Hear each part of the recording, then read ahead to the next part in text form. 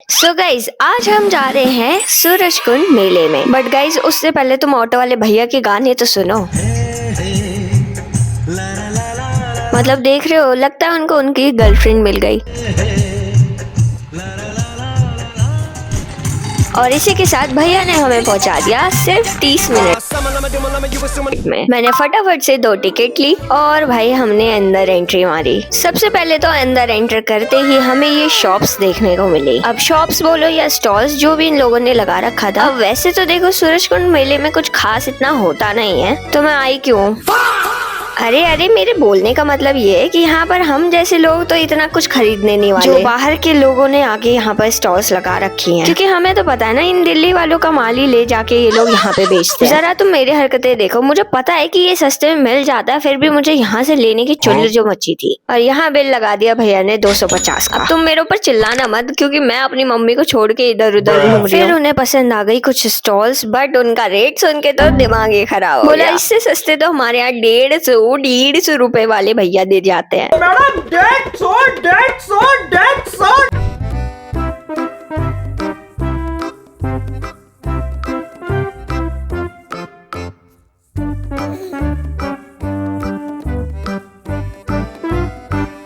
अब यहाँ थोड़ी देर मार्केट एक्सप्लोर करते करते भूख लग गई, तो हम जा रहे हैं नीचे की साइड की तरफ, जहाँ फूड कोर्ट का स्टॉल्स लगा हुआ है। एंड गाइस मुझे सामने ही दिख गया बिहार का ट्रेडिशनल फूड, जिसे बोलते हैं लिट्टी चोखा। मैंने तो इनसे बोल दिया कि 1 प्लेट लगा दो भाई, जल्दी से जल्दी, क्योंकि मुझे तो बहुत जोरों की भूख लग रही थी। और मम्मी ने यहाँ पर लिया था पनीर विद आलू नान। हमने दोनों ट्राई करके देखा, दोनों का टेस्ट बहुत अच्छा था।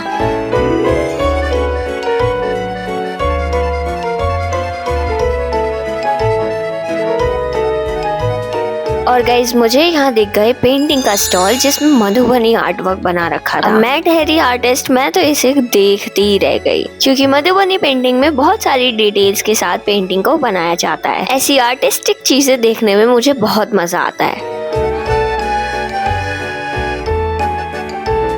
और यहाँ मुझे दिखा चिड़िया के घोंसले, जो कि इतने सुंदर बना रखे थे। एंड गाइज थोड़ी दूर पर ही था टॉयज का स्टॉल। अब तुम बोलोगे कि मेरा यहाँ पर क्या काम। अब गाइज तुम लोगों को मैं कैसे एक्सप्लेन करूँ कि मुझे सॉफ्ट टॉयज बहुत पसंद है। एंड उसमें मुझे दिख गया ये क्यूट सा टॉय, जो कि बाकी सबसे काफी डिफरेंट था। और मेरी मम्मा को ये अपनी नीस के लिए एक डॉल पसंद आई, बट रेड कलर थोड़ा अच्छा नहीं लग रहा था, इसलिए हमने डिफरेंट कलर ले लिया। एंड सच में ये बहुत ही प्यारी लग रही थी, लेकिन अंकल ने इसे बहुत ही बुरी तरह पैक किया। और फिर मैंने अपने टॉय के लिए बात करी तो ये बहुत महंगा दे रहे थे। लेकिन गाइज अगर अपनी मम्मी को साथ में लेके जाओगे ना, तो तुम्हें बहुत डिस्काउंट मिलने वाला है। ये 1200 का टॉय मुझे सिर्फ मिल गया 700 में। इसीलिए बोलते हैं शॉपिंग के टाइम अपनी मम्मी को ले जाओ। और मम्मी यहाँ पर प्लेटर्स देखने लगी। वैसे प्राइस के अकॉर्डिंग हमें प्लेटर पसंद नहीं आया, लेकिन गाइज ये अचार की बरनी बहुत मस्त लग रही थी। एंड गाइज थोड़ा सा आगे जाने के बाद हमने देखा स्टेडियम के अंदर बहुत ही मस्त सा फंक्शन हो रहा था, क्योंकि यहाँ पर बहुत से स्टेट के लोग आए हुए थे, जो कि अपने स्टेट का कल्चर यहाँ पर परफॉर्म कर रहे थे। एंड यहाँ जाते ही हमने देखा अभी हरियाणवी ट्रेडिशन का डांस हो रहा था।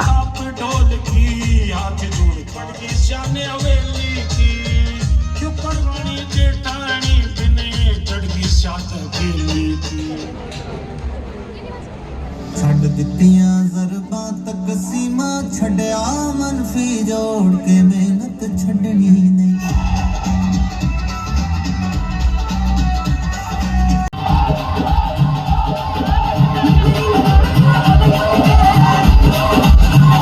ये परफॉर्मेंस देखने के बाद तो मजा ही आ गया था। एंड फिर हम चल दिए बाहर की साइड की तरफ, बिकॉज हमने आधा मेला भी नहीं घूमा था। वैसे इतना सा मेला घूमने में मेरे पैरों की हालत तो भाई साहब खराब हो चुकी थी।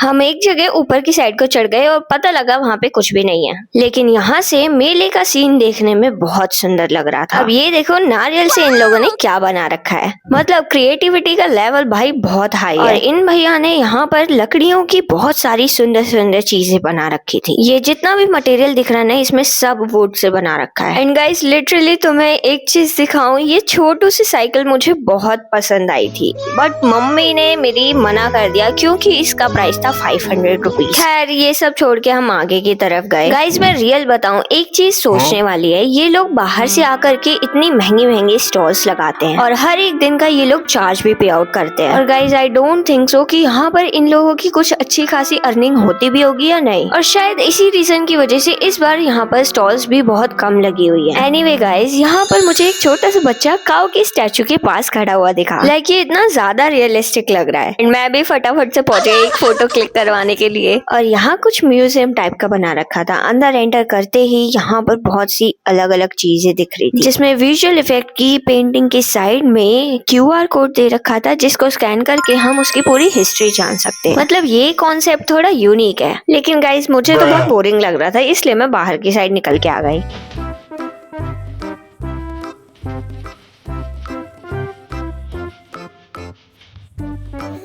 गाइस लास्ट टाइम मैंने यहाँ पर बहुत सी पिक्चर्स क्लिक करवाई थी। ये टाइगर वाला स्टैचू तो सेम ही है, बाकी मुझे यहाँ पे कुछ खास लगा नहीं ऐसा। लेकिन मुझे फिर यहाँ पे दिखे ये लाइट वाले फ्लावर्स, पर पता नहीं क्यों मुझे ये बड़े बड़े कैक्टस जैसी वाइब दे रहा था कि अभी इसमें हाथ डाला ना तो वो बंद कर लेगा।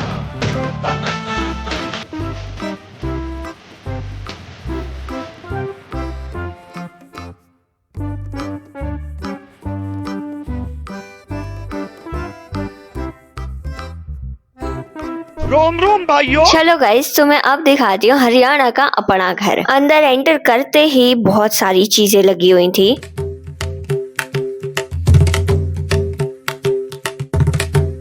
एंड गाइज मुझे देखो सबसे पहले क्या दिखा, ये पालना, और मुझे समझ में ही नहीं आया पहली बार तो देखते ही कि ये है क्या। और यहाँ दीवारों पे कुछ कुछ चीजें लगा रखी थी, लाइक हाथ फैन और पिछले टाइम के यूटेंसिल्स वगैरह। एंड मैं यहाँ पर देखो चरखा चला रही हूँ गाइस। मैं तो डर रही थी कहीं ये टूट ना जाए, वैसे ही इतना एंटिक लग नहीं रहा था, मुझे लगा बस इसे बना रखा है। और जैसे हमने बाहर निकल के देखा तो यहाँ पे कुछ तो हो रहा था, जिसको देख के बहुत भीड़ लग गई थी। भाई तो इतनी मेहनत तो कर रहे हैं, लेकिन मुझे नहीं लगता इनमें से जितने भी लोग यहाँ पे खड़े हैं ना वो पैसे भी दे के जाने वाले हैं। और मुझे यहाँ पर फिर से दिख गए ये लंबी टांगों वाले भैया। काश हम भी इतनी ऊंचाइयों पे पहुंच सकते। एंड यहाँ ये दीदी फुल मजे ले रही है मेले के, मस्त डपली अपली बजा रही है। जरा तुम ये पेंटिंग देखो गाइस, राधा कृष्ण जी की ये पेंटिंग मुझे बहुत सुंदर लगी।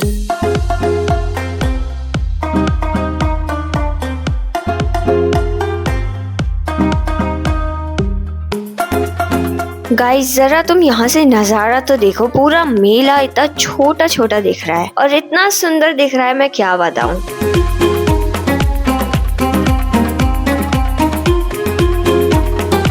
और गाइस फिर हम पहुंच गए झूले की तरफ। लास्ट टाइम मेले वालों ने यहाँ पर भी टिकट लगा रखी थी, लेकिन इस बार यहाँ पर टिकट काउंटर वगैरह कुछ भी नहीं, बिकॉज इस बार की टिकट में ही यहाँ का पैसा इंक्लूडेड था।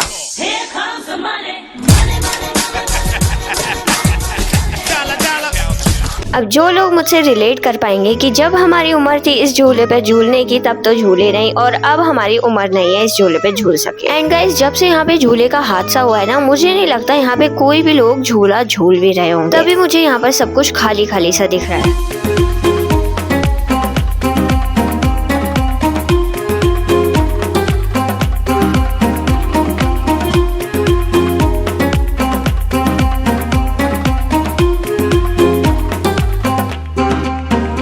गाइस हमने फिर फैसला लिया यहाँ से भाग लो जितना जल्दी हो सके, क्योंकि सारे झूले खाली दिख रहे थे। गाइस हम इतना थक चुके हैं और आगे यहाँ रेस्टोरेंट में बैठ के खा रहे हैं।